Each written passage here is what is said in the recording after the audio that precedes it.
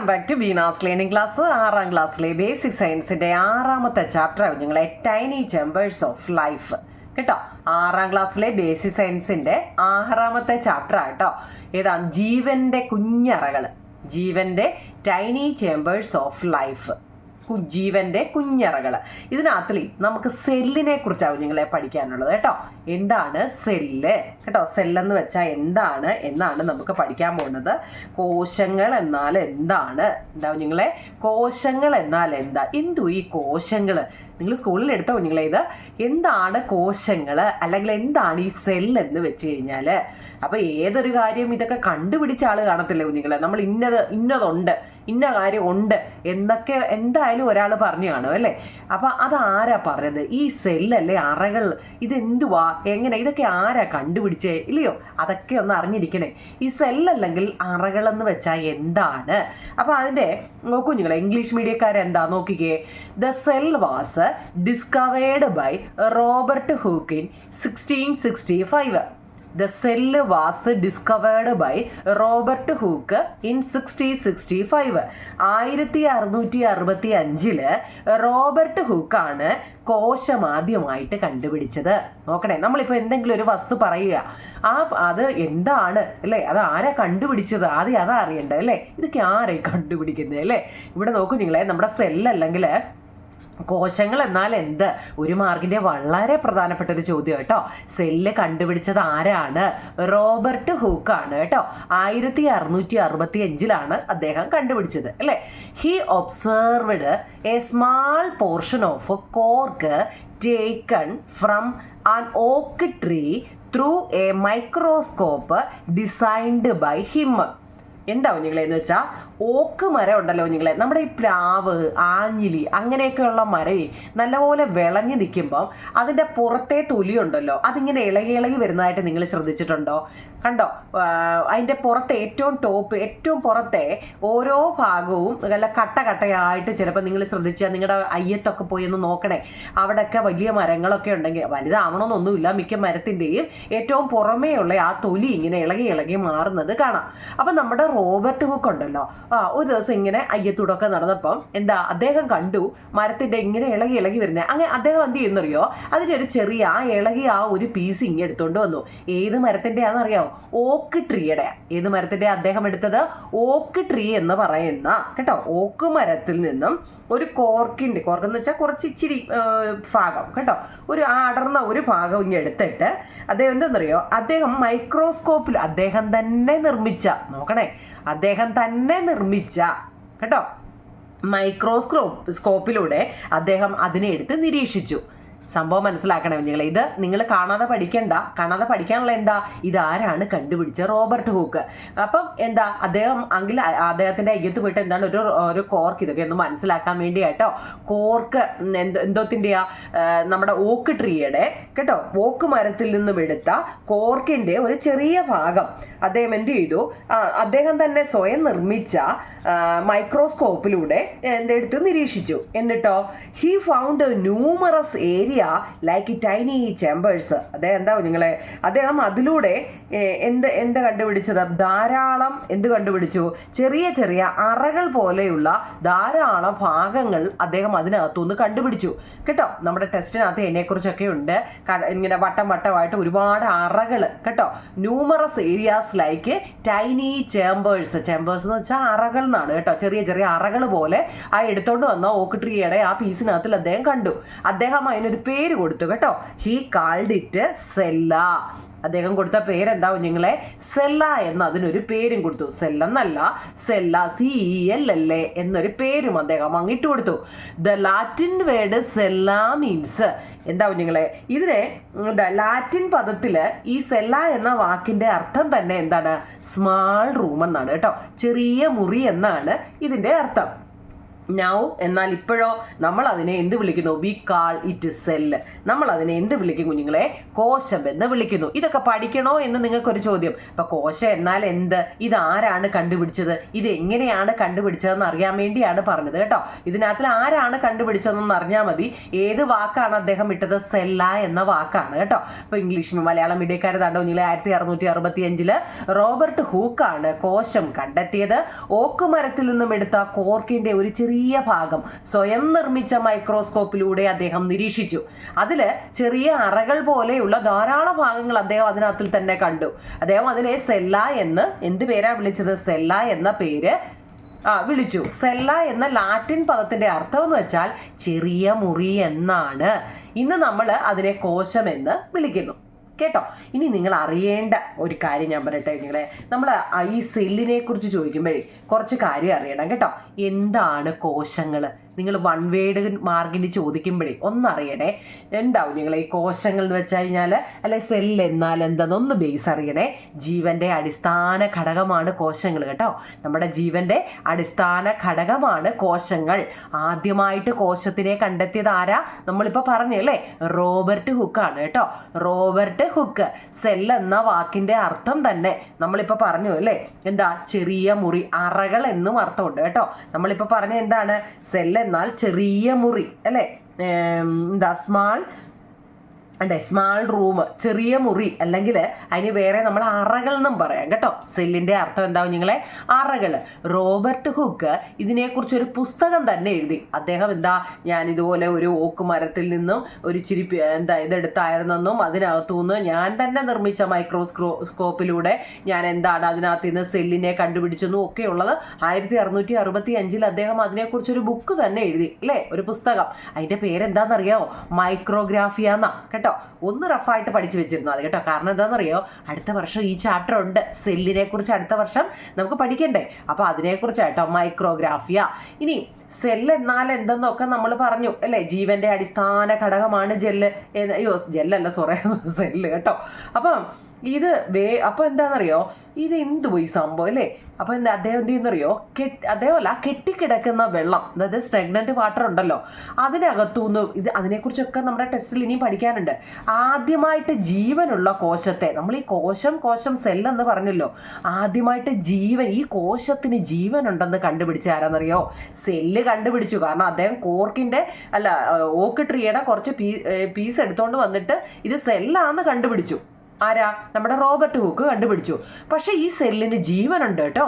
ഈ സെല്ലിന് എന്താവും നിങ്ങളെ? ജീവനുള്ള കോശമുണ്ട്, സെല്ലില് ജീവനുള്ളവ ഉണ്ട് എന്ന് കണ്ടുപിടിച്ചത് ആന്റൺ വാൻ ലീവൻഹോക്കാണ്. നമ്മുടെ സെല്ലില് ജീവനുണ്ട് എന്ന് ഓരോ നോക്കണേ. സെല്ല് കണ്ടുപിടിച്ച ആരാന്ന് ചോദിച്ചാൽ ഒന്നും പേടിക്കണ്ട, റോബർട്ട് ഹൂക്കാണ്. പക്ഷേ നമ്മുടെ ഈ സെല്ലിന് ജീവനുണ്ട് കുഞ്ഞുങ്ങളെ കേട്ടോ എന്ന് കണ്ടുപിടിച്ച ആരാ കുഞ്ഞുങ്ങളെ? ആന്റൺ വാൻ ലീവൻഹോക്കാണ് കേട്ടോ. ഇനി കോശത്തിന് നമ്മളിപ്പോൾ സെല്ലെന്ന് കുറച്ച് നേരം കൊണ്ട് പറയുന്നു അല്ലേ. ഈ സെല്ലിനൊരു ന്യൂക്ലിയസ് ഉണ്ട് കേട്ടോ. ഒരു മർമ്മമുണ്ടെന്ന് കണ്ടുപിടിച്ചത് നമ്മുടെ റോബർട്ട് ബ്രൗൺ ആണ്. ഈ ഒരു സെല്ല് ആദ്യം ഒരാൾ കണ്ടുപിടിച്ചെങ്കിലും പിന്നെ അതിനെക്കുറിച്ച് കുറേ പേര് ഇതിന് ജീവനുണ്ട് കേട്ടോ, ഇത് ജീവനുണ്ടെന്ന് മാത്രമല്ല, അതുകൊണ്ട് ഇതിനകത്തില് ന്യൂക്ലിയസ് മർമ്മം അതിനകത്തിലുണ്ട് എന്ന് കണ്ടുപിടിച്ചാരാ? റോബർട്ട് ബ്രൗൺ ആണ്. അപ്പൊ വേറൊരാൾ വന്ന് പറയുന്നത്, അതെ സസ്യ ശരീരത്തിലെ കോശനിർമ്മിതമാണ്. നമ്മുടെ സസ്യങ്ങളെല്ലാം അയ്യത്തൊക്കെ നിൽക്കുന്ന സസ്യങ്ങളില്ലേ, അതിനകത്തെല്ലാം കോശമുണ്ടെന്ന് അടുത്ത ആൾ വന്നു. ആരാ? MJ ഷ്ലീഡൻ എന്ന് പറയുന്ന അദ്ദേഹം 1800 ഓരോ വർഷം കഴിയുമ്പോഴും ഓരോരുത്തരും ഇതിനെക്കുറിച്ച് ഇങ്ങനെ കണ്ടുപിടിച്ചുകൊണ്ടിരിക്കുക. സെല്ലിനെ കുറിച്ച് ഇങ്ങനെ ഫസ്റ്റ് നമ്മുടെ റോബർട്ട് ഹുക്ക് കണ്ടുപിടിച്ച് കഴിഞ്ഞപ്പം അദ്ദേഹം ബുക്കൊക്കെ തയ്യാറാക്കി, ഞാനിതൊക്കെ തയ്യാറാക്കി ഞാനിങ്ങനെ കണ്ടുപിടിച്ചെന്ന് പറഞ്ഞിരുന്നപ്പം പുറകെ കൂടെ ഒരാൾ വന്നിട്ട്, അതെ നിങ്ങൾ സെല്ല് കണ്ടുപിടിച്ചെങ്കിലേ ഈ സെല്ലിന് ജീവനുണ്ട് എന്ന് ആന്റൺ വാൻ ലീവൻഹോക്ക് വന്ന് പറഞ്ഞു. ഈ സെല്ലിന് ജീവനുണ്ടെന്ന്. അപ്പൊ കുറച്ച് 1831 ആയപ്പോഴത്തേക്ക് അല്ലേ അടുത്ത ആളിങ്ങോട്ട് വന്നിട്ട് എന്താ പറഞ്ഞേ? അതെ നിങ്ങൾ ഈ സെല്ലൊക്കെ കണ്ടുപിടിച്ചല്ലോ, അതിനകത്തിലൊരു ന്യൂക്ലിയസ് ഉണ്ട്, ഒരു മർമ്മമുണ്ട്. ആരാ അത് വന്ന് പറഞ്ഞത്? റോബർട്ട് ബ്രൗൺ ആണ്. അദ്ദേഹം കഴിഞ്ഞിട്ട് കുറേ നാൾ കഴിഞ്ഞൊരു 7 വർഷമോടെ കഴിഞ്ഞ് 31-ലാണിത്, 38-ലായപ്പോഴത്തേക്ക് എന്താ കുഞ്ഞുങ്ങളെ അടുത്തൊരാൾ വന്നു, അതെ നിങ്ങളിതൊക്കെ കണ്ടുപിടിച്ചു, പക്ഷേ സസ്യങ്ങളിൽ കോശമുണ്ട് എല്ലാ സസ്യങ്ങളിലും എന്താ കുഞ്ഞുങ്ങളെ കോശമുണ്ടെന്ന് ആരാ കുഞ്ഞുങ്ങളെ എന്ന് പറഞ്ഞേ MJ ഷ്ലീഡൻ ഇങ്ങോട്ട് വന്ന് പറഞ്ഞു. 1838 MJ ഷ്ലീഡൻ. അത് കഴിഞ്ഞുണ്ട് ഏതാണ്ട് പിറ്റേ വർഷം അടുത്ത ആൾ വരുന്നത്. അതെ, സസ്യങ്ങളിൽ മാത്രമല്ല കേട്ടോ, ജന്തുക്കളിലും കോശമുണ്ട്. നിങ്ങൾ ഈ സസ്യങ്ങളിൽ മാത്രം എന്തോ നോക്കിക്കൊണ്ടിരുന്നപ്പോൾ ജന്തുക്കളിലൊന്ന് പോയി നോക്കിയേ, എല്ലാ ജന്തുക്കളിലും എന്തോ ഉണ്ട്, കോശമുണ്ട്. ആരാ പറഞ്ഞെന്നറിയോ? തിയോഡർ ഷ്വാന് 1839. ഓരോരുത്തരും ഫസ്റ്റ് ഒരു തുടക്കം കുറച്ച് ആരാ? നമ്മുടെ ഹൂക്കാണല്ലേ, റോബർട്ട് ഹൂക്ക് വന്നിട്ട് സെല്ല് കണ്ടുപിടിച്ചു. അദ്ദേഹം ഓക്കെ ആയിട്ടല്ല, ഓരോ വർഷം കഴിയുന്നോറും ഇതിനെ പൊക്കി പൊക്കി ഓരോരുത്തർ വരുന്നുണ്ട്. ഇന്നതുണ്ട്, അതുണ്ട്, ഇതുണ്ടെന്നും പറഞ്ഞ് വരുന്നുണ്ട് അല്ലേ. അപ്പം സെല്ല് കെട്ടിക്കിടക്കുന്ന വെള്ളത്തിൽ അത് ജീവനുള്ള കോശം ഉണ്ടെന്ന് കണ്ടുപിടിച്ചു. പിന്നെ കോശത്തിനകത്ത് മർമസ് ന്യൂക്ലിയസ് ഉണ്ടെന്ന് കണ്ടുപിടിച്ചു. പിന്നെ സസ്യങ്ങളിൽ പ്ലാന്റ്സിലും സെല്ലുണ്ടെന്ന് കണ്ടുപിടിച്ചു. ജന്തുക്കളില് പ്ലാനിമൽസിലും എന്താ കോശങ്ങളുണ്ടെന്ന് കണ്ടുപിടിച്ചു. അപ്പൊ ഈ പ്ലാന്റ്സിലും ആനിമൽസിലും ഉണ്ടെന്ന് 2 പേരങ്ങ് കണ്ടുപിടിച്ചായിരുന്നു അല്ലേ. 2 പേര് തലേ വർഷവും പിറ്റേ വർഷമായിട്ട് 2 പേര് കണ്ടുപിടിച്ചു. അപ്പൊ എന്താണെന്നറിയോ, അവർ 2 പേരും കൂടെ കൂടി ഒരു സെൽ തിയറി അങ്ങ് തയ്യാറാക്കി അല്ലേ. 2 പേരും കൂടി നമ്മുടെ MJ ഷ്ലീഡനും തിയോഡർ ഷ്വാനും കൂടെ കൂടി എന്താ കുഞ്ഞുങ്ങളെ ഒരു കോശ സിദ്ധാന്തം തന്നെ, സെൽ തിയറി എന്ന് പറയും കേട്ടോ, ഒരു കോശ സിദ്ധാന്തം തന്നെ അങ്ങ് എന്താ കൊണ്ടുവന്നു. സെൽ തിയറി കൊണ്ടുവന്ന് ആരാ കുഞ്ഞുങ്ങളെ? MJ ഷ്ലീഡനും തിയോഡർ ഷ്വാനും. അത് കണ്ടപ്പോൾ അടുത്ത ആൾ വന്ന് പറഞ്ഞു, ആരാന്നറിയോ? അതിനെ അങ്ങ് പുനരാവിഷ്കരിച്ച വേറൊരാളുണ്ടോ കുഞ്ഞുങ്ങളെ? ആരാന്നറിയോ? റുഡോൾഫ് വിർഷ്യോ. അദ്ദേഹം വന്ന് എന്താ പറഞ്ഞെന്നറിയോ? നിലവിലുള്ള കോശങ്ങളിൽ നിന്ന് മാത്രമേ പുതിയ കോശങ്ങൾ ഉണ്ടാവത്തുള്ളൂ. ഏതെങ്കിലും ഒരു കോശം ഉണ്ടെങ്കിൽ മാത്രമേ രണ്ടാമതൊരു കോശം ഉണ്ടാവത്തുള്ളൂ. അതാ ഉദ്ദേശിച്ചത്. നിലവിൽ കോശങ്ങൾ ഉണ്ടെങ്കിൽ മാത്രമേ എന്താ കുഞ്ഞുങ്ങളെ പുതിയ കോശങ്ങൾ ഉണ്ടാവത്തുള്ളൂ എന്ന് ആരാ വന്ന് പറഞ്ഞത്? നമ്മുടെ റുഡോൾഫ് വിർഷ്യോ വന്ന് പറഞ്ഞു. ഇതൊക്കെ എന്തുവാന്നായിരിക്കും ഇപ്പൊ ചോദിക്കുന്നത് അല്ലേ. നമ്മളീ പറഞ്ഞ സെല്ലിനെ കുറിച്ചുള്ള കാര്യങ്ങളാ. ഇതൊക്കെ ബേസ് ആവും കുഞ്ഞുങ്ങളെ. നമ്മളിപ്പോ സെൽ എന്നാൽ എന്താന്നല്ലേ സെല്ലിനെ കുറിച്ചാണ് പഠിക്കുന്നത്. അപ്പൊ ഞാൻ ഈ ബേസ് ഒന്ന് ഇട്ട് തന്നതാണ്. നമ്മുടെ സെല്ല് കണ്ടുപിടിച്ചത് റോബർട്ട് ഹൂക്കാണ്. അദ്ദേഹം എന്താണ് ഒരു ഓക്ക് ട്രീയുടെ മരത്തിന്റെ ഒരു ചെറിയ കോർക്ക് അല്ലെ എടുത്തോണ്ട് വന്നിട്ട് അതിൽ അദ്ദേഹം തന്നെ നിർമ്മിച്ച മൈക്രോസ്കോപ്പിലൂടെ എന്താ പറഞ്ഞു, എന്താ ഇതിന് ഞാൻ സെൽ എന്ന പേര്. അദ്ദേഹം തന്നെ എന്നിട്ടൊരു ബുക്കൊക്കെ തയ്യാറാക്കി, മൈക്രോഗ്രാഫിയ എന്ന് പറയുന്നൊരു ബുക്ക് തയ്യാറാക്കി. അത് കഴിഞ്ഞിട്ട് വേറൊരാൾ വന്നിട്ട് കെട്ടിക്കിടക്കുന്ന വെള്ളത്തിനകത്തുനിന്ന് കുറച്ച് വെള്ളം എടുത്തുകൊണ്ട് വന്നിട്ട് ദാണ്ട ഇതിനകത്തിലും എന്തോ ഉണ്ട്, സെല്ല് ജീവനുള്ള കോശത്തിലെല്ലാം എന്തോ ഉണ്ട്, ആ സെല്ലുണ്ടെന്ന് നമ്മുടെ ആന്റൺ വാൻ ലീവൻഹോക്ക് വന്ന് പറഞ്ഞു. അപ്പോൾ ഒരാൾ വന്ന് പറഞ്ഞു, നിങ്ങൾ ഈ സെല്ല് കണ്ടുപിടിച്ചല്ലോ അല്ലെ, കോശത്തിന് എന്തോ ഉണ്ട്, മർമ്മമുണ്ട്, ന്യൂക്ലിയസ് ഉണ്ടെന്ന് അടുത്ത ആൾ വന്ന് പറഞ്ഞു. അതിന്റെ പുറകെ അടുത്ത ആൾ വന്ന് എന്താ പറഞ്ഞേ? എല്ലാ പ്ലാന്റ്സിലും കോശങ്ങളുണ്ട്. അതിന്റെ പിറ്റേ വർഷം അടുത്ത ആൾ വന്ന് പറഞ്ഞു എല്ലാ ആനിമൽസിലും അല്ലെ, എല്ലാ ആനിമൽസിലും എന്തോ ഉണ്ട്, കോശമുണ്ട് അല്ലെ. അപ്പൊ അവർ 2 പേരോട് കൂടി അങ്ങ് ഒന്നിച്ചിട്ട് എന്ത് ചെയ്തു, നമുക്കൊരു സെൽ തിയറി അങ്ങ് തയ്യാറാക്കാമെന്ന് പറഞ്ഞു. അത് കഴിഞ്ഞിട്ട് എന്താ കുറച്ച് വർഷം കഴിഞ്ഞപ്പോൾ ഉണ്ട് റുഡോൾഫ് വിർഷ്യോ എന്താ കുഞ്ഞുങ്ങളെ വന്ന് പറഞ്ഞത്, അതെ ജീവനുള്ള ഒരു വസ്തു ഒരെണ്ണം ഉണ്ടെങ്കിൽ മാത്രമേ എന്ത് ചെയ്യൂ, അതിന്റെ പുറകെ അടുത്ത കോശങ്ങൾ, അതായത് നിലവിലുള്ള കോശങ്ങളിൽ നിന്ന് മാത്രമേ പുതിയ കോശങ്ങൾ ഉണ്ടാവുകയുള്ളൂ എന്ന് പറഞ്ഞു. ഇതൊന്ന് ഇത്ര അറിഞ്ഞിരിക്കണേ, 1 വേർഡാ കേട്ടോ. ഇനി നമുക്ക് ടെസ്റ്റ് നോക്കാം കുഞ്ഞുങ്ങളെ. നോക്കി ബോറടിച്ചോ എന്ന് വെച്ചാൽ നമ്മൾ ആ ബേസ് ഇട്ടതാ കേട്ടോ, അല്ലാതെ നമ്മളിത് ചുമ്മാതെ പറഞ്ഞുകൊണ്ട് കാര്യമില്ല. നോക്കിയോ കുഞ്ഞുങ്ങളെ, tiny chambers of life. Do you love to play with toy houses? Is it fun to build a toy houses? Don't you make use of many materials around us to make toy houses and toys? We have observed various construction activities going on around us. You might have seen constructions of walls and houses. Observe the picture given below. നമ്മുടെ first പറഞ്ഞിരിക്കുന്നത് നമ്മളൊരു കളിവീട് ഉണ്ടാക്കാൻ വേണ്ടി play with toy house അല്ലെ. ഇത് ഇത്രയേ ഉള്ളൂ നിങ്ങളെ, ഇത് കാണാതെ പഠിക്കാനൊന്നും ഇല്ലാതാണ് ഞാൻ സ്പീഡിൽ വിട്ടത്. ഒരു കളിവീട് ഉണ്ടാക്കി കളിക്കാൻ നിങ്ങൾക്ക് ഇഷ്ടമല്ലേ? എന്ത് രസമാണല്ലേ കളിവീട് നിർമ്മിക്കാൻ, കളിവീടുകൾ ഉണ്ടാക്കാനും കളിപ്പാട്ടങ്ങൾ നിർമ്മിക്കാനും. നമുക്ക് ചുറ്റുപാടും കാണുന്ന പല സാധനങ്ങളും നമ്മൾ ഉപയോഗിക്കാറില്ലേ അല്ലേ. കുഞ്ഞിലെയൊക്കെ എന്താ നമ്മൾ ഇപ്പോഴത്തെ കുട്ടികൾക്കൊക്കെ എന്താ അല്ലേ, ഇല്ല ഓരോ വീടുകൾ ഇതേലെ കട്ടകളൊക്കെ മേടിക്കുക. നമ്മളൊക്കെയുള്ള കൊച്ചിൽ ഇതുപോലെ ഉണ്ടായിരുന്നു അല്ലേ. ഇവിടെ നമ്മള് ഗോലിയും എന്തൊക്കെ കളികളാണ് അല്ലേ, മണ്ണ് പൊത്തി കളി, ഗോലി കളി, പിന്നെന്താ കുഞ്ഞുങ്ങളെ പാത്തിരിപ്പ് കളി, അമ്പസാറ്റ് കളി, ഇത് തന്നെ അമ്പസാറ്റ് കളി, പിന്നെ സ്നേക്ക് ആൻഡ് ലാഡർ, എന്തൊക്കെ അങ്ങനെയൊക്കെ ഉള്ളതാണ് നമ്മുടെ കാലം. ഇന്നത്തെ കാലത്ത് എല്ലാം ഇങ്ങനെയൊക്കെയുള്ള ടോയ്സുകളല്ലേ. ഇപ്പോഴത്തെ പിള്ളേർ മണ്ണിൽ തൊട്ടാൽ എന്താണ് കയ്യിൽ അഴുക്ക് പറ്റും അല്ലേ. നമ്മുടെ ചുറ്റുപാടും എന്താവും നിങ്ങളെ പലതരത്തിലുള്ള നിർമ്മാണ പ്രവർത്തനങ്ങൾ നമ്മൾ നിരീക്ഷിച്ചല്ലോ. മതിൽ കെട്ടുന്നതും വീട് നിർമ്മിക്കുന്നതും ഒക്കെ നമ്മൾ ഇതിനകത്തിൽ കാണാൻ പറ്റുന്നത്. താഴെ തന്നിരിക്കുന്ന നോക്കിയേ, ഇപ്പോഴുള്ള കുഞ്ഞുങ്ങളുടെ കാര്യം നോക്കൂ നിങ്ങൾ, ഇതുപോലെയുള്ള ടോയ്സുകൾ വെച്ചാണ്ട് ഇതുപോലെയുള്ള കളിപ്പാട്ടങ്ങൾ ഉണ്ടാക്കുന്നു അല്ലേ, അങ്ങനെയൊക്കെയല്ലേ. ഇനി നോക്കിയേ, കുറേ കട്ടകൾ അവിടെ നിരത്തിയിട്ടിട്ടുണ്ട് അല്ലേ. ഈ കട്ടകൾ വെച്ച് അവർ ജോലി ചെയ്യുന്ന കണ്ടോ, കട്ടകൾ അടുക്കി വെച്ച് അവർ എന്തോ ബിൽഡിങ് അല്ലേ, എന്തോ പണിയുകയാണ്. അപ്പോൾ ഈ രണ്ട് ചിത്രങ്ങളും നമ്മൾ കാണുന്നുണ്ട് അല്ലേ. What you see in both these picture നോക്കൂ കുഞ്ഞുങ്ങളെ, കാണുന്നത് എന്തൊക്കെയാ. ഒന്നാമത്തേല് അവർ കളിവീട് നിർമ്മിക്കുക അല്ലെ, കുഞ്ഞുങ്ങൾ കളിക്കാനുള്ള വീടുകൾ, അവർക്ക് കളിക്കാനുള്ള വീട് അവർ നിർമ്മിക്കുക. മറ്റേതോ നമ്മൾ യഥാർത്ഥത്തിൽ അല്ലേ മതിൽ കെട്ടുന്നു, മതിൽ അല്ലെങ്കിൽ വീട് കെട്ടുന്നു, മതിലോ എന്തോ പണിയുക അല്ലേ. അത്രയും ഉദ്ദേശം, ഇതിനകത്ത് ചോദ്യം പഠിക്കാൻ വേണ്ടിയൊന്നുമില്ല കേട്ടോ. അടുത്തത് you know that toy house and building are constructed using building blocks. Our body also made up of such basic units. Let's example read the note given below. അത്രേ ഉള്ളൂ. കട്ടകൾ ചേർത്ത് വെച്ചാണല്ലോ നമ്മൾ കളിവീടും കെട്ടിടവും ഒക്കെ നിർമ്മിക്കുന്നത്. ഇതുപോലെ ഏതെങ്കിലും അടിസ്ഥാന വസ്തു ഉപയോഗിച്ചാണോ നമ്മുടെ ശരീരം നിർമ്മിച്ചിരിക്കുന്നത്? ആണോ കുഞ്ഞുങ്ങളെ? നമുക്ക് പരിശോധിക്കാം. താഴെ കൊടുത്തിരുന്ന കുറിപ്പ് വായിക്കാനാണ് നമ്മളോട് പറഞ്ഞിരിക്കുന്നത് കേട്ടോ. അപ്പോൾ നമ്മൾ അതിന്റെ ഒന്നാമത്തെ ചോദ്യം നമ്മൾ പറഞ്ഞായിരുന്നു, റോബർട്ട് ഹൂക്കിനെ കുറിച്ചൊക്കെ നമ്മൾ പറഞ്ഞു. നമ്മളിത് വായിച്ചതാണല്ലേ, ഏതാ ഓക്ക് മരത്തിൽ നിന്നും ഒക്കെ എടുത്തതിനെ കുറിച്ചൊക്കെ നമ്മൾ വായിച്ചു തന്നതാണ്. അതൊന്ന് റഫായിട്ടൊന്ന് അറിഞ്ഞിരിക്കണം കേട്ടോ. ഓക്കെ ആണല്ലോ. ഇനി ഞാൻ രണ്ടാമത് എഴുതിയേക്കുന്നത് എന്താണ് സെല്ലെന്നാവും നിങ്ങൾ കേട്ടോ. നമ്മൾക്ക് ഇവിടെ മുതൽ നിങ്ങൾ പഠിക്കണം. മറ്റേ വൺ വേർഡ് ഒക്കെ ഒന്ന് അറിഞ്ഞു വെച്ചിരിക്കണേ. ആരാണ് കണ്ടുപിടിച്ചത് അല്ലേ, ജന്തുക്കളിൽ സെല്ലുണ്ടെന്ന്, സസ്യങ്ങളിൽ സെല്ലുണ്ടെന്നൊക്കെ ആരാ കണ്ടുപിടിച്ചതെന്നൊക്കെ നിങ്ങളുടെ സ്കൂളിൽ ടീച്ചർ പഠിപ്പിക്കുമ്പോണ്ടല്ലോ നിങ്ങൾ അങ്ങോട്ട് പറയണം കേട്ടോ. അപ്പം എൻ്റെ നമ്മുടെ പിള്ളേർ എന്താ പുലിയല്ലേ, അപ്പോൾ അങ്ങോട്ട് പറയുമ്പോൾ ആഹാ നീ ഇത് എവിടുന്ന് പഠിച്ചു എന്നൊക്കെ ചോദിക്കും അല്ലേ. അങ്ങനെ പറയണം കേട്ടോ. നമ്മളെപ്പോഴും എന്താ ഒരുപടി മുന്നേ എറിയണം കേട്ടോ. അപ്പോൾ എന്താ നിങ്ങൾ ഇവിടെ സെൽസ് എന്താണ്, നമ്മുടെ പാഠത്തിൻ്റെ പേര് തന്നെ എന്താ, ടൈനി ചേമ്പേഴ്സ് എന്നാണ് അല്ലെ. സെൽസ് എന്താണ്, കോശങ്ങൾ. നോക്കൂ കുഞ്ഞുങ്ങളെ, our body is build up of basic unit called cells. Our body is build up of basic unit is called cell. നമ്മുടെ ശരീരം നോക്കണേ, നമ്മുടെ ശരീരം നിർമ്മിച്ചിരിക്കുന്ന അടിസ്ഥാന ഘടകങ്ങളാണ് കോശങ്ങൾ. They are the basic unit of all living things. ജീവനുള്ള എല്ലാ വസ്തുക്കളുടെയും അടിസ്ഥാന ഘടകമാണ് കോശങ്ങൾ. ജീവനുള്ള എല്ലാ വസ്തുക്കളുടെയും അടിസ്ഥാന ഘടകം കോശമാണ് കേട്ടോ, cell. The human body is made up of millions of cell.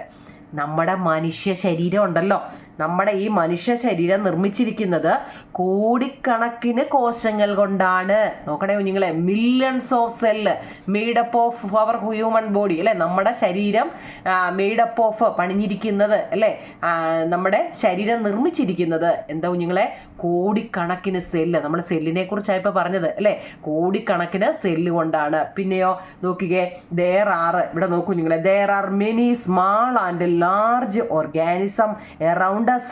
അതുമാത്രം ചെറുതും വലുതുമായ അനേകം ജീവികൾ തന്നെ നമുക്ക് ചുറ്റുമുണ്ട് അല്ലേ. their bodies are also made up of cells. അവയുടെ ശരീരവും എന്താ നിർമ്മിച്ചിരിക്കുന്നത് കോശങ്ങൾ കൊണ്ടാണ് കേട്ടോ. അതൊന്ന് നല്ലപോലെ മനസ്സിലാക്കണേ. അത്രയും എന്താ നിങ്ങളെ ഈ 4 പോയിന്റ് നല്ലപോലെ ഒന്ന് പഠിക്കണേ. Our body is built up of basic unit called cell. They are the basic unit are living organism, living things. The human body is made up of millions of cells. There are many small and large organisms around us. Their body are also made up of cells. അതിൻ്റെ തൊട്ട് താഴെ അതിൻ്റെ മലയാളം കിടപ്പുണ്ട്. അപ്പം നമുക്ക് പഠിക്കാൻ എളുപ്പമല്ലേ. ആണല്ലോ, നമ്മുടെ ശരീരം നിർമ്മിച്ചിരിക്കുന്ന അടിസ്ഥാന ഘടകം കോശങ്ങളാണ്. ജീവനുള്ള എല്ലാ വസ്തുക്കളുടെയും അടിസ്ഥാന ഘടകം കോശങ്ങളാണ്. മനുഷ്യ ശരീരം നിർമ്മിച്ചിരിക്കുന്നത് കോടിക്കണക്കിന് കോശങ്ങൾ കൊണ്ടാണ്. മാത്രമാണോ, ചെറുതും വലുതുമായ അനേകം ജീവികൾ നമുക്ക് ചുറ്റുമുണ്ട്. അവയുടെ ശരീരവും നിർമ്മിച്ചിരിക്കുന്നത് ഈ കോശങ്ങൾ കൊണ്ട് തന്നെയാണ് കുഞ്ഞുങ്ങളെ കേട്ടോ. അത്രയാണ് നമ്മുടെ ആ ടെസ്റ്റിനകത്തിലെ ബോക്സിൽ പറഞ്ഞിരിക്കുന്നത് കേട്ടോ. ഈ പറഞ്ഞിരിക്കുന്നത് അതിൻ്റെ തൊട്ട് താഴെ കൊടുത്തിരിക്കുന്നത് കാണാൻ പറ്റുന്നുണ്ടോ? ഞാൻ വായിച്ചിട്ട് പറയാം കുഞ്ഞുങ്ങളെ. നോക്കണേ, the block used to build the house and the different colored block used by the child to build the toy house can be seen with our naked eyes. Their peculiarities can also be identified, but we cannot see cell with our naked eyes. What could be the reason? Don't they remember observing the stomata in leaves in your previous class? Which device did you use to observe it? Why did you use such a device? മനസ്സിലായോ നിങ്ങൾ? അതായത് നമ്മളിപ്പോൾ മുമ്പ് പറഞ്ഞില്ലേ, വീട് പണിയാൻ നേരമേ നമ്മൾ ഉപയോഗിച്ച കട്ടകളും കളിവീട് ഉണ്ടാക്കാൻ കുട്ടി ഉപയോഗിച്ച വ്യത്യസ്ത നിറത്തിലുള്ള കട്ടകളും ഒക്കെ നമുക്ക് നമ്മുടെ നഗ്നനേത്രം എന്ന് വെച്ചാൽ എന്താ, നമ്മുടെ കണ്ണുകൊണ്ട് നമ്മൾ നോക്കിയാൽ നമുക്ക് കാണാൻ കഴിയുമായിരുന്നു അല്ലേ.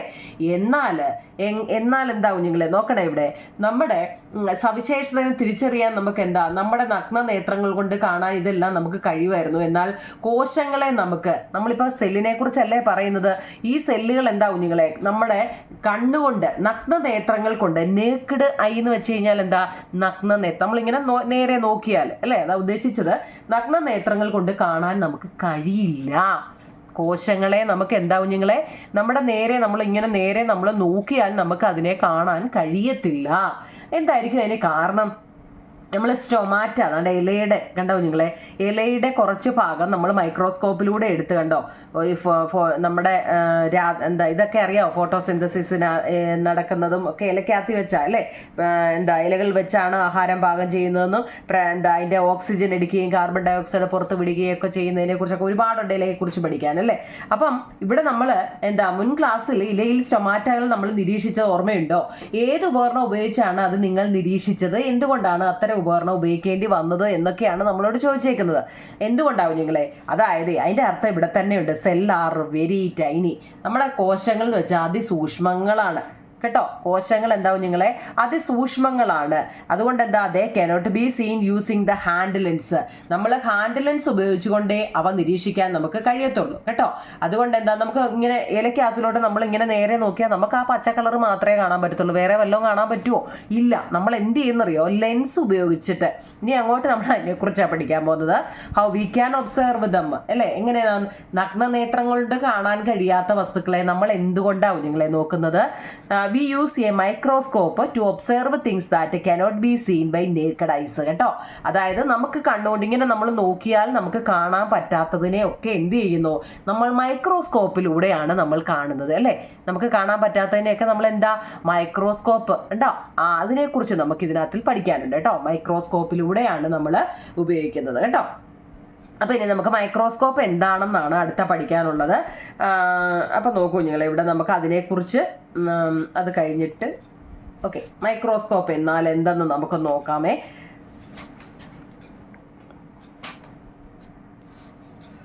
സെൽ എന്നാൽ എന്തെന്ന് ഏതാണ്ട് ഒരു മാർഗിനൊക്കെ സെൽ ബയോളജി നിങ്ങളോട് ചോദിക്കുമോ ഇപ്പം സെല്ലുകളെ കുറിച്ച് അല്ലെ കോശങ്ങളെ കുറിച്ച്. നിങ്ങൾ ഈ ചാപ്റ്റർ കോശമാവും ഞങ്ങളെ കേട്ടോ. നിങ്ങളോട് ഏതുറക്കത്തിൽ ചോദിച്ചു കോശങ്ങളെ അതായത് സെല്ലിനെ ബേസ് ചെയ്ത് ഏത് ചോദിച്ചു നിങ്ങൾ പറയണം കേട്ടോ. ചോഞ്ചോ അല്ല, ചോദിച്ചാൽ പറയണം. അതായത് സെല്ല് എന്ന് കണ്ടുപിടിച്ചത് നമ്മുടെ റോബർട്ട് ഹൂക്കാണ്. ഈ സെല്ലുകളെ കുറിച്ചൊക്കെ ഒരു പഠനം കാണുമല്ലോ, അദ്ദേഹം ഒരു ബുക്ക് തയ്യാറാക്കി അല്ലേ. ഓരോരുത്തരും പലരും ഇതിനെക്കുറിച്ച് പലതും കണ്ടുപിടിച്ചു. ഈ കോശങ്ങളെ കുറിച്ചുള്ള പഠനത്തിനെ നമ്മൾ കോശവിജ്ഞാനീയം അല്ലെങ്കിൽ സെൽ ബയോളജി എന്നാണ് പറയുന്നത് കേട്ടോ. അതൊക്കെ ഒന്ന് അറിഞ്ഞു വെച്ചേക്കണേ കേട്ടോ. ഇനി നമ്മൾ മുമ്പ് പറഞ്ഞതിൻ്റെയൊക്കെ ഇംഗ്ലീഷ് ആവും നിങ്ങളെ നോക്കിക്കേ. കോശവിജ്ഞാനീയത്തിൻ്റെ നാൾ വഴിയിൽ അതായത് Jacob Schleiden discovered all the plants and composed. എല്ലാ സസ്യങ്ങളും കോശങ്ങളാൽ നിർമ്മിതമാണെന്ന് കണ്ടുപിടിച്ചത് ഇംഗ്ലീഷുകാർക്കാട്ടോ. അതുപോലെ തന്നെ എല്ലാ ജന്തുക്കളും അല്ലേ, എല്ലാ ആനിമൽസിലും കോശങ്ങളുണ്ടെന്ന് കണ്ടുപിടിച്ചത് തിയോഡർ ഷ്വാനാണ്. അതുപോലെ തന്നെ റുഡോൾഫ് വിർഷ്യോ നിലവിലുള്ള ഒരു കോശത്തിൽ നിന്ന് മാത്രമാണ് നമുക്ക് പുതിയൊരു കോശത്തിനെ കാണാൻ പറ്റത്തുള്ളൂ എന്ന് പറഞ്ഞത് റുഡോൾഫ് വിർഷ്യോ ആണ്. എന്താണ് ഈ സെൽ തിയറോ എന്നൊക്കെ ചോദിച്ചു കഴിഞ്ഞാൽ ഇതിനകത്തിലുണ്ട് കേട്ടോ. സെൽ എന്ന് വെച്ചാൽ ബേസിക് യൂണിറ്റ് ഓഫ് ലൈഫാണ്. New cells organise from the exist. ഇങ്ങനെയൊക്കെ കുറേ കാര്യങ്ങൾ സെല്ലിനെ കുറിച്ചുണ്ട്. പേടിക്കേണ്ട നിങ്ങൾ, ഇത് സെല്ലിൻ്റെ ഒരു ബേസ് പറഞ്ഞതേ ഉള്ളൂ. ഇനി നമ്മൾ പഠിക്കുന്നത് മൈക്രോസ്കോപ്പിനെ കുറിച്ചാണ്. അതൊന്നും അറിയാൻ വേണ്ടിയാണ്. നമുക്ക് ഈ മൈക്രോസ്കോപ്പ് വെച്ചാണ് നമ്മൾ നോക്കുന്നതെന്ന് ഇപ്പോൾ പറഞ്ഞല്ലോ, അതുകൊണ്ടൊന്ന് പറഞ്ഞതാ. ഈ മൈക്രോസ്കോപ്പ് 2 വിധമുണ്ട് കേട്ടോ. നമ്മളിപ്പോൾ ഈ മൈക്രോസ്കോപ്പിനെ കുറിച്ച് ഇനിയും പറയാൻ പോകുന്നത്. ഈ മൈക്രോസ്കോപ്പ് 2 വിധമുണ്ട്. ഇതൊക്കെ ഒന്ന് അറിയണേ. സിമ്പിൾ മൈക്രോസ്കോപ്പ് ഉണ്ട്. നമുക്ക് സാധാരണ ഒരു ലെൻസ് മാത്രമുള്ളതിനെയാണ് നമ്മൾ സിമ്പിൾ മൈക്രോസ്കോപ്പ് എന്ന് പറയുന്നത് കേട്ടോ. സിമ്പിൾ മൈക്രോസ്കോപ്പിൽ ഒരു ലെൻസ് മാത്രമേ ഉള്ളൂ. പക്ഷെ കോമ്പൗണ്ട് മൈക്രോസ്കോപ്പ് ഉണ്ടോ നിങ്ങളെ? മൈക്രോസ്കോപ്പിനെ കുറിച്ചാണ് നമ്മൾ പഠിക്കുന്നത് കേട്ടോ. ഇതൊക്കെ നിങ്ങൾ എഴുതിയെടുക്കണോ എന്ന് ചോദിച്ചു കഴിഞ്ഞാൽ ഇതൊക്കെ നമ്മൾ പഠിക്കുന്നതാണ്. അപ്പം നമ്മൾ പഠിക്കാൻ പോകുന്ന മൈക്രോസ്കോപ്പിനെ കുറിച്ചാണ്. അപ്പോൾ അതെന്താണെന്ന് നിങ്ങൾക്കൊന്ന് അറിയണ്ടേ, അതുകൊണ്ട് പറഞ്ഞതാ. മൈക്രോസ്കോപ്പ് എന്ന് വെച്ചാൽ നമ്മുടെ കണ്ണുകൊണ്ട് കാണാൻ പറ്റാത്തതിനെ കാണാൻ വേണ്ടി ഉപയോഗിക്കുന്ന ഒരു ഉപകരണമാണ് മൈക്രോസ്കോപ്പ്. ഈ മൈക്രോസ്കോപ്പ് 2 വിധമുണ്ട്. സിമ്പിൾ മൈക്രോസ്കോപ്പും ഉണ്ട്, കോമ്പൗണ്ട് മൈക്രോസ്കോപ്പും ഉണ്ട്. സിമ്പിൾ മൈക്രോസ്കോപ്പിന് ഒരൊറ്റ ലെൻസേ ഉള്ളൂ. കോമ്പൗണ്ട് മൈക്രോസ്കോപ്പിന് മോർ ദാൻ 1 ലെൻസ് കേട്ടോ. ഒന്നിലധികം ലെൻസുകൾ ഉള്ളതിനെയാണ് നമ്മൾ കോമ്പൗണ്ട് മൈക്രോസ്കോപ്പ് എന്ന് പറയുന്നത്. ഇനി നമ്മളോട് ചോദിച്ചത് എന്താണെന്നറിയോ, മൈക്രോസ്കോപ്പിന്റെ ഭാഗങ്ങൾ എന്തെല്ലാമാണെന്നാണ് കേട്ടോ. നമുക്ക് അവിടെ ചിത്രം തന്നിട്ടുണ്ട് കുഞ്ഞുങ്ങളെ. ഏതാണ്ട് ഇവിടെ ഒരു പടം കണ്ടോ. ഇതിന്റെ ഭാഗങ്ങൾ എന്തൊക്കെയാണെന്ന് നമ്മളോട് ചോദിച്ചത്. നമുക്കിവിടെ കുറെ ഭാഗങ്ങൾ തന്നിട്ടുണ്ട്. ഞാൻ അതിന്റെ നോട്ട് തരാം കുഞ്ഞുങ്ങളെ. അപ്പൊ ഈ ഭാഗങ്ങൾ കൊണ്ടുള്ള ഗുണങ്ങൾ എന്തൊക്കെയാന്ന് നോക്കിയേ. ഐ പീസ് ലെൻസ് എന്ന് പറയുന്ന ഒരു സാധനം അവിടെ കൊടുത്തിട്ടുണ്ട് കേട്ടോ. റഫായിട്ട് ഞാൻ ഒന്ന് മനസ്സിലാക്കാൻ വേണ്ടിയാ. ഒബ്ജക്റ്റീവ് ലെൻസ് രൂപപ്പെടുത്തുന്ന പ്രതിബിംബത്തിനെ വീണ്ടും അത് വലുതാക്കാൻ വേണ്ടിയാണ് ഈ ഐ പീസ് ലെൻസ്. നമ്മൾ എന്തെങ്കിലും ഒരു ഇവിടെ ഇങ്ങനെ എന്തെങ്കിലും വസ്തുവിനെ വെച്ച് നമ്മൾ വെക്കുമല്ലോ. അതായത് ഇവിടെ വെക്കുന്നത് കേട്ടോ. ഇവിടാണ് നമ്മൾ എന്തെങ്കിലും വസ്തുവിനെ നിരീക്ഷിക്കാൻ വേണ്ടി വെക്കുന്നത്. സ്റ്റേജ് കണ്ടോ, ഈ സ്റ്റേജിൽ. അപ്പോൾ ഇവിടെ വെക്കുമ്പം ഇവിടെ ഇവിടെ ഒരു കാണാൻ വേണ്ടി ഒരു ലെൻസ് കൊടുത്തിട്ടുണ്ട്. അപ്പോൾ ഇവിടെ അഡ്ജസ്റ്റ് ചെയ്യും കേട്ടോ. ഒബ്ജക്റ്റീവ് ലെൻസ് ഈ ഒബ്ജക്റ്റീവ് ലെൻസ് കണ്ടോ. ഒബ്ജക്റ്റീവ് ലെൻസിനെ രൂപപ്പെടുത്തുന്ന പ്രതിബിംബത്തെ വീണ്ടും അത് വലുതാക്കി കാണിക്കുന്നതിനെയാണ് നമ്മൾ ഐ പീസ് ലെൻസ് ഉപയോഗിക്കുന്നത്. ഇനി ബോഡി ട്യൂബ് ഉണ്ട് അവിടെ കേട്ടോ. അതായത് ഐ പീസ് പിടിച്ച ഒബ്ജക്റ്റീവ് ലെൻസുമായിട്ട് ബന്ധിപ്പിക്കുന്നതാണ് ഈ ബോഡി ട്യൂബ് എന്ന് പറയുന്നത്. ഒബ്ജക്റ്റീവ് ലെൻസ് ഉണ്ടോ നിങ്ങൾ, അതിന്റെ ജോലി എന്താ? അതായത് സ്ലൈഡിൽ സ്ഥാപിച്ചിരിക്കുന്ന വസ്തുവിനെ വലുതാക്കി കാണാനാണ് നമ്മൾ ഒബ്ജക്റ്റീവ് ലെൻസ് ഉപയോഗിക്കുന്നത് കേട്ടോ. ഇതൊക്കെ ഒന്ന് അറിയണേ. നമ്മൾ ആ പടത്തിനകത്ത് ഇതിന്റെയൊക്കെ പേര് തന്നിട്ടുണ്ട്. ഇതൊക്കെ എന്തുവാ, ഇതുകൊണ്ട് എന്തുവാ അല്ലേ? നിങ്ങൾക്ക് ഭാവിയിൽ നിങ്ങളിപ്പോൾ കുറച്ച് 10 കഴിയുമ്പോൾ ലാബിലൊക്കെ പോകണമെന്നുണ്ടെങ്കിൽ, ഇപ്പം തന്നെ നമ്മൾ എന്തെങ്കിലും ഒരു ആവശ്യത്തിലൊക്കെ ലാബിൽ പോകുന്നുണ്ട് അല്ലേ. അപ്പം നമ്മളിത് കാണാറുണ്ട്. പക്ഷെ ഇതൊക്കെ എന്തോ അവരിട്ട് ഇങ്ങനെ അങ്ങോട്ട് തിരിക്കുന്നു ഇങ്ങോട്ട് തിരിക്കുന്നു എന്നൊക്കെ നമ്മൾ, പക്ഷെ എന്താണെന്ന് നമുക്കറിയില്ല അല്ലേ. ഒബ്ജക്റ്റീവ് ലെൻസ് ഉണ്ടോ നിങ്ങളെ, അത് സ്ലൈഡിൽ വെച്ചിരിക്കുന്ന വസ്തുവിനെ നമ്മളിവിടെ വെക്കത്തില്ലേ, അതിനെ വലുതാക്കി കാണാൻ ഉപയോഗിക്കുന്നതാണ് ഒബ്ജക്റ്റീവ് ലെൻസ് കേട്ടോ. ഇനി അത് നോബുണ്ട്. നോബ് എന്തിനാ? നിരീക്ഷണ വസ്തുവിലേക്ക് ലെൻസുകളെ ഫോക്കസ് ചെയ്യാൻ വേണ്ടിയാണ് ഈ നോബ് ഉപയോഗിക്കുന്നത് കേട്ടോ, ഫോക്കസ് ചെയ്യാൻ. പിന്നെ ബേസ് ഉണ്ട്, സ്റ്റേജ് ക്ലിപ്പ് ഉണ്ട്. മൈക്രോസ്കോപ്പിനെ പിന്തുണയ്ക്കുന്നതാണ് ബേസ്. സ്ലൈഡ് സ്റ്റേജിൽ മുറുകെ പിടിപ്പിക്കാൻ വേണ്ടിയാണ് സ്റ്റേജ് ക്ലിപ്സ് വരുന്നത്. പിന്നുണ്ട് കോഴ്സ് അഡ്ജസ്റ്റ്മെന്റ് നോബ് ഉണ്ട് നിങ്ങളെ. നിങ്ങൾക്ക് അതൊന്നും ഇല്ല. ഫൈൻ അഡ്ജസ്റ്റ്മെന്റ് നോബ് ഉണ്ട്. മിററുണ്ട്. ഈ മിററിന്റെ ജോലി എന്താണെന്നറിയാമോ? നമ്മുടെ സ്റ്റേജിലെ സ്ലൈഡിലേക്ക് പ്രകാശം പ്രതികൊണ്ട് ഇവിടെ ഇങ്ങനെ മിറർ ഇരിക്കുന്നുണ്ടോ. നമ്മൾ ഇവിടെ ഒരു വസ്തുവിനെ വെക്കുവാണെങ്കിൽ നമ്മൾ ഏത് സൈഡിലാണോ ലൈറ്റ് ഉള്ളത് അതിന്റെ കണ്ടോ, അത് അതിലോട്ട് അടിച്ചിട്ട് ഇതിനകത്തിലോട്ട് വെട്ടം വേണം കേട്ടോ. ഇതിനകത്തിൽ വെട്ടം വേണ്ടേ നമുക്ക്? ഇതിലെ പരിശോധിക്കുമ്പോൾ വെട്ടം വേണം. അതിൻ്റെ താഴെ ഒരു മിറർ വെച്ചേക്കുന്നുണ്ടോ. ഇതൊക്കെ ഒന്ന് അറിഞ്ഞിരിക്കണം കേട്ടോ. അപ്പോൾ നമ്മളോട് ചോദിച്ചാൽ എന്താണെന്നറിയോ, അടുത്തത് മൈക്രോസ്കോപ്പിന്റെ ഭാഗങ്ങൾ ഏതൊക്കെയാണ്? മൈക്രോസ്കോപ്പിന്റെ ഭാഗങ്ങൾ നോക്കൂ കുഞ്ഞുങ്ങളെ. Eyepiece, knob, objective lens, ക്ലിപ്പുകൾ, സ്റ്റേജ്, കണ്ടൻസർ, മിറർ, ഇതൊക്കെയാണ് കേട്ടോ. അപ്പം നിങ്ങൾ മൂന്നാമത്തെ ചോദ്യം ആദ്യം എഴുതണം. ഇത് 5 നന്നായിട്ടേക്കുന്നത് നിങ്ങൾ 3 നമ്പർ ഇട്ടിട്ട് മൈക്രോസ്കോപ്പിന്റെ ഭാഗങ്ങൾ എന്തെല്ലാമാണ് കേട്ടോ. അതാണ് ഈ കൊടുത്തിരിക്കുന്നത്. ഇനി അതിന്റെ തൊട്ട് താഴെ ഒബ്സർവ് ദ സെൽ എന്നും പറഞ്ഞ് കൊടുത്തിട്ടുണ്ട് കേട്ടോ.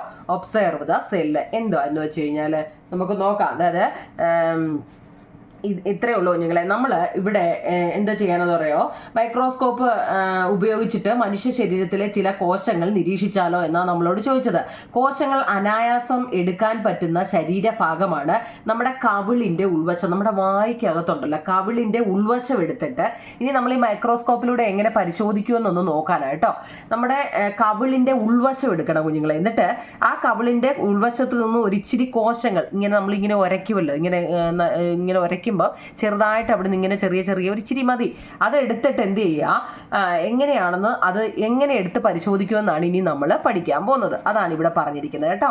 എങ്ങനെയായിരിക്കും കുഞ്ഞിലെ? അതിന് വേണ്ടുന്ന മെറ്റീരിയൽ എന്തൊക്കെയാണ്? ടൂത്ത് പിക്ക്, നമുക്കത് ഇങ്ങനെ ചുരണ്ടി ഇളക്കാൻ ഒരു പിക്ക് വേണം, സ്ലൈഡ് വേണം, മീഥെയിൻ ബ്ലൂ സ്റ്റെയിൻ വേണം, കവർ ഗ്ലാസ് വേണം കേട്ടോ. എന്താണെന്ന് നോക്കിക്കേ. ഇതിനെ ചുരുക്കി ഞാൻ പറയാം കുഞ്ഞുങ്ങളെ. ശുദ്ധജലം ഉപയോഗിച്ച് വായ നല്ലതുപോലെ അങ്ങ് കഴുകണം. എന്നിട്ട് നമ്മൾ ആ കമ്പ് ഒരു ടൂത്ത് പിക്ക് എന്ന് വെച്ച് കഴിഞ്ഞാൽ നമ്മൾ ഈ കറക്റ്റ് പറഞ്ഞു കഴിഞ്ഞാൽ നമ്മൾ ഈ ഹോട്ടലുകളിലൊക്കെ പോകുമ്പോൾ നമ്മുടെ പല്ലേ കുത്താൻ ഒരു സാധനം തരും, അറിയാമോ, കൂർത്തിരിക്കുന്നത്. അതുപോലെ ഒരു സാധനം എടുത്തിട്ട് അതാ ടൂത്ത് പിക്ക് ഉപയോഗിച്ച് കവിളിൻ്റെ ഉൾവശം പെതുക്കെ ഉറക്കയിട്ടു. നമ്മളിതൊന്നും ചെയ്യണ്ട, ഇതൊരു എക്സ്പെരിമെൻറ്റ് പറഞ്ഞതേ ഉള്ളൂ. നിങ്ങൾ ഇനി ഉരച്ച് ഒന്നും ആക്കണ്ട. ചെറുതായിട്ട് ഇങ്ങനെ ഉരയ്ക്കുമ്പോൾ ഉരയ്ക്കുന്ന ആ ടൂത്ത് പിക്കിൻ്റെ തുമ്പത്ത് നമ്മുടെ അവിടുന്ന് കുറച്ച് ഇളകും കേട്ടോ. ഇനി അവിടെ നിങ്ങളതൊന്നും ഉരച്ച് അവിടെ ഒന്നും ആക്കണ്ട. ഇതൊക്കെ എക്സ്പെരിമെൻറ്റ് പറയുന്നതേ ഉള്ളൂ. എടുക്കുക. എന്നിട്ട് അവിടെ എന്താന്ന് നോക്കണേ കുഞ്ഞുങ്ങളെ, കവിളിൻ്റെ മൃദുവശം കൊടുക്കുക. ടൂത്ത് പിക്കിൽ പറ്റിയിരിക്കുന്ന കവിളിലെ ആ കോശങ്ങൾ സ്ലൈഡിൻ്റെ സ്ലൈഡ് എന്ന് വെച്ചാൽ തലയെ കുത്തുന്ന സ്ലൈഡ് അല്ല കേട്ടോ, നമുക്ക് ഗ്ലാസിൻ്റെ ഇങ്ങനെ ഒരു സ്ക്വയർ അല്ലെങ്കിൽ റെക്റ്റാങ്കിൾ ടൈപ്പിലൊരു ഗ്ലാസിൻ്റെ ഒരു പീസ് കിട്ടും കേട്ടോ, അല്ലാതെ നമ്മൾ തലയെ കുത്തുന്ന സ്ലൈഡൊന്നുമല്ല കേട്ടോ. ഗ്ലാസിൻ്റെ ഒരു ചെറിയ ഇത്രയുള്ളൊരു പീസാവും നിങ്ങളെ, അതിനകത്തോട്ട് ഇത് വെക്കാനാണ് കേട്ടോ. ഇതിലേക്ക് ഒരു തുള്ളി മീഥൈൽ ബ്ലൂ സ്റ്റെയിൻ, എന്താ അതിനകത്തിൽ ചേർക്കേണ്ടത്,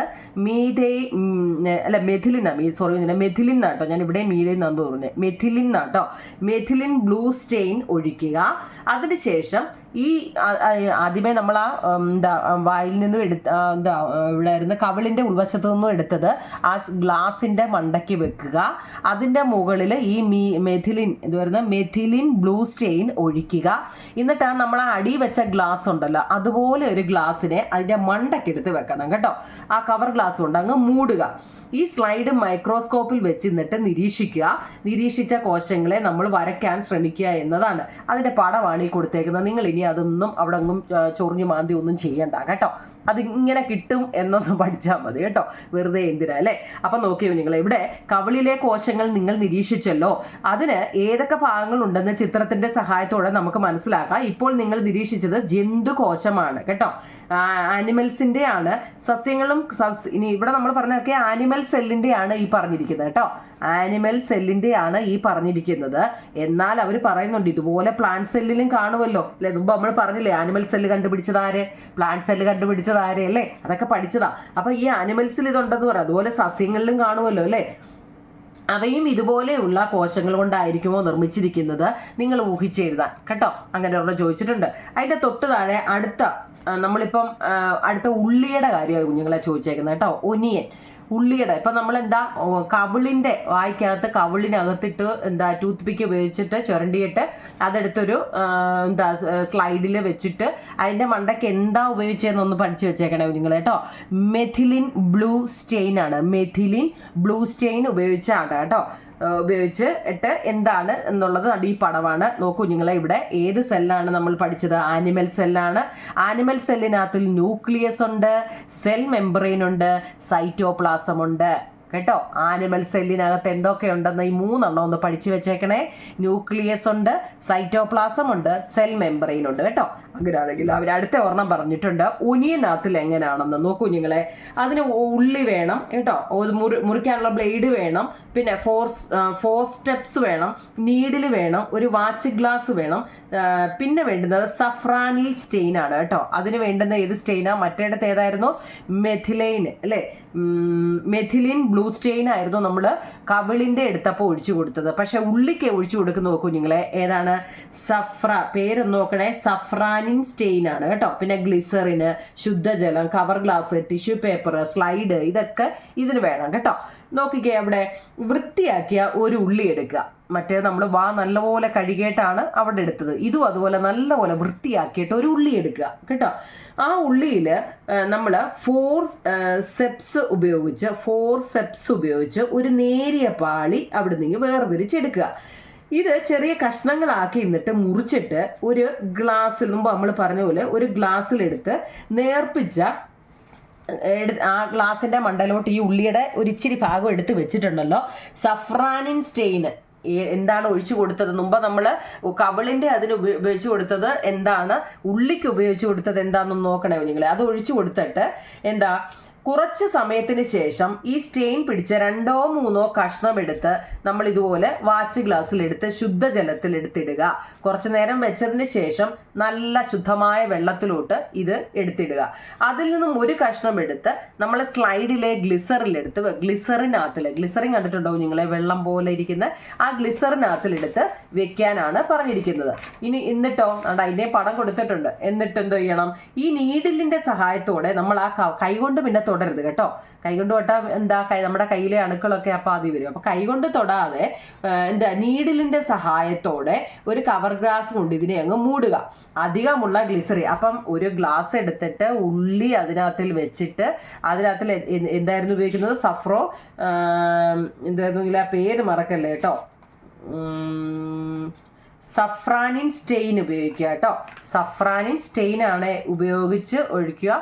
എന്നിട്ട് എന്ത് ചെയ്യുക, ഇച്ചിരി നേരം കഴിഞ്ഞിട്ട് നല്ല വെള്ളത്തിൽ ഒന്നുകൂടി മുക്കിയിട്ട് വീണ്ടും എടുത്ത് വെക്കുക.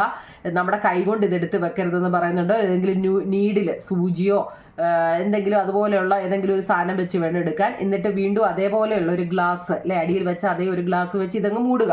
ഇനി അങ്ങനെ അമക്കുമ്പോഴേ നമ്മൾ അതിനകത്ത് ഇതിനകത്ത് ഗ്ലിസറിൻ ഉപയോഗിച്ചിട്ടുണ്ടായിരുന്നു അല്ലേ. നമ്മളിങ്ങനെ അമക്കി നല്ലപോലെ പ്രസ് ചെയ്ത് ഇങ്ങനെ അമക്കുമ്പോൾ അതിനകത്തിൽ ആ ഒഴിച്ച വെള്ളവും ഗ്ലിസറിനും ഒക്കെ നാല് വഴിക്കോട്ടും അതങ്ങ് മാറും അല്ലേ. അതങ്ങ് തുടച്ചു മാറ്റണം കേട്ടോ. എന്നിട്ടോ തയ്യാറാക്കി ഈ സ്ലൈഡ് മൈക്രോസ്കോപ്പിലൂടെ നിരീക്ഷിക്കുക. ചിത്രത്തിൽ നൽകിയിരിക്കുന്നത് പോലെ കോശങ്ങൾ കാണാൻ നമുക്ക് സാധിക്കും. നിങ്ങൾ നിരീക്ഷിച്ച കോശങ്ങൾ വരയ്ക്കാൻ ശ്രമിക്കുക. അപ്പൊ നമ്മൾ അങ്ങനെ ചെയ്യുമ്പോൾ തന്നെ ഇങ്ങനെ വരും. അത്ര അറിഞ്ഞാൽ മതി കേട്ടോ. നമ്മൾ ഉള്ളിയുടെയാണേ ഒനിയന്റെ പരിശോധിക്കുമ്പോൾ ദാണ്ട് ഇങ്ങനെ വരും. മുമ്പ് നമ്മൾ വായയ്ക്കുള്ളിലെ പരിശോധിച്ചപ്പോൾ എന്താണ് സൈറ്റോപ്ലാസവും സെൽ മെംബ്രെയിനും ന്യൂക്ലിയസും ഒക്കെ അവിടെ വന്നു. ഇവിടെ നോക്കിക്കേ ഇങ്ങനെയും വന്നു അല്ലേ. ഈ റോബർട്ട് ഹൂക്കിനെ കുറിച്ച് നമ്മൾ പറഞ്ഞതാണ് കുഞ്ഞുങ്ങളെ. ഇനി ഒരു തുള്ളി ജലത്തിലെ അത്ഭുതം എന്നും പറഞ്ഞ് തൊട്ട് താഴെ കൊടുത്തിട്ടുണ്ട്. അതിനകത്തിൽ നിന്നാണ്ട് ഇത് ഇത്രയേ ഉള്ളൂ കുഞ്ഞുങ്ങളെ. ഒരു തുള്ളി ജലം നമുക്ക് മൈക്രോസ്കോപ്പിലൂടെ ഒന്ന് നിരീക്ഷിക്കാനാണ് പറഞ്ഞിരിക്കുന്നത്. ഒരു തുള്ളി വെള്ളം എടുത്തിട്ട് മൈക്രോസ്കോപ്പിലൂടെ ഒന്ന് നിരീക്ഷിക്കുക. എന്നിട്ട് നമ്മൾ അവിടെ മൈക്രോസ്കോപ്പ് വേണം, കവർ ഗ്ലാസ് വേണം, വൈക്കോലിട്ട് തിളപ്പിച്ചാറിയ വെള്ളം വേണം, പാടത്തു നിന്നോ കുളത്തിൽ നിന്നോ ഒക്കെ ശേഖരിച്ച വെള്ളവും വേണം, ഒരു സ്പൂണും വേണം എന്നൊക്കെ പറയുന്നുണ്ട്. വൈക്കോലിട്ട് തിളപ്പിച്ചാറിയ വെള്ളത്തിലേക്ക് പാടത്തു നിന്നോ കുളത്തിൽ നിന്നോ ശേഖരിച്ച കുറച്ച് വെള്ളം എടുത്തൊഴിക്കുക. 4-5 ദിവസങ്ങൾക്ക് ശേഷം ഇതിൽ നിന്നും ഒരു തുള്ളി ജലം സ്ലൈഡിൽ എടുക്കുക. സ്ലൈഡ് എന്ന് വെച്ചാൽ എന്തോന്ന് ഞാൻ പറഞ്ഞേ, ഗ്ലാസ്സിനാണ് കുഞ്ഞുങ്ങളെ. ഈ ഗ്ലാസിന്റെ ചെറിയ ഈ പീസ് ഉണ്ടല്ലോ അതിനായി സ്ലൈഡ് എന്ന് പറയുന്നത് കേട്ടോ. ഒരു തുള്ളി ജലം സ്ലൈഡിൽ എടുക്കുക. കവർ ഗ്ലാസ് വെച്ച് മൈക്രോസ്കോപ്പിലൂടെ എന്നിട്ട് നോക്കുക. ചിത്രത്തിൽ കാണുന്നത് പോലെയുള്ള ഏതെങ്കിലും ഒരു സൂക്ഷ്മജീവികളെ നമുക്ക് അതിൽ കാണാൻ പറ്റുമെന്ന് കേട്ടോ. സൂക്ഷ്മ ജീവികളെ ആണെങ്കിലും ഇവയുടെ ശരീരം നിർമ്മിച്ചിരിക്കുന്നത് കോശം കൊണ്ടാണ്. ഇവയിൽ എത്ര കോശങ്ങൾ കാണുമെന്നാണ് നമ്മളോട് ചോദിച്ചിരിക്കുന്നത്. അപ്പൊ അതിനെക്കുറിച്ചാണ് ഇനിയും നമ്മൾ പഠിക്കുന്നത്. ഇത്രയേ ഉള്ളൂ നിങ്ങൾ. ഏതാണ്ട് ഏകകോശ ജീവികളും ഉണ്ട്, ബഹുകോശ ജീവികളും ഉണ്ട്. അപ്പൊ നമ്മൾ ഇനി പഠിക്കുന്ന അതിനെക്കുറിച്ചാണ്. നമ്മൾ സെൽ എന്നാൽ എന്തെന്ന് പറഞ്ഞു. അതിനകത്തിൽ ഏകകോശ ജീവിയുണ്ട്, യൂണിസെല്ലുലാർ എന്നാണ് ഇംഗ്ലീഷ്. എന്താണ് unicellular organism? Unicellular organism are organism that have only one cell കേട്ടോ. only one cell. As the number of cell is less, we cannot see them with naked eyes കേട്ടോ. ഉദാഹരണം amoeba, പാരാമീസ് കേട്ടോ. ഏകകോശ ജീവികൾ എന്നാൽ എന്തെന്നാണ് നമ്മുടെ ചോദ്യം. ഏകകോശ ജീവികൾ എന്നാൽ എന്താണ്? ഒരു കോശം മാത്രമുള്ള ജീവികളെയാണ് നമ്മൾ എന്ത് പറയുന്നത്? ഏകകോശ ജീവികൾ എന്ന് പറയുന്നത്. കോശങ്ങളുടെ എണ്ണം ഇവിടെ കുറവായതുകൊണ്ട് നമുക്ക് അവയെ നഗ്ന നേത്രങ്ങൾ കൊണ്ട് കാണാൻ കഴിയത്തില്ല എന്നതാണ് കേട്ടോ. ഈ വെള്ളത്തിന് ഈ പഠനം കൊടുത്തിട്ടുണ്ട് കേട്ടോ ഇവിടെ. അത് നമുക്ക് അതിനകത്തിൽ കോശങ്ങളുടെ എണ്ണം കുറവായതുകൊണ്ട് തന്നെയല്ല കുഞ്ഞു ജീവികളായതൊക്കെ നമുക്കതിനെ നമ്മുടെ കണ്ണുകൊണ്ട് നമുക്കതിനെ കാണാൻ കഴിയത്തില്ല. അങ്ങനെ നമുക്ക് നമ്മുടെ കണ്ണുകൊണ്ട് അല്ലെ നഗ്ന നേത്രങ്ങൾ കൊണ്ട് കാണാൻ കഴിയാത്ത ജീവികൾ ഏതൊക്കെയാണെന്ന് ചോദിച്ചാൽ അമീബ, പാരാമീഷ്യം എന്നോ സിയം എന്നോ പറയാം കേട്ടോ.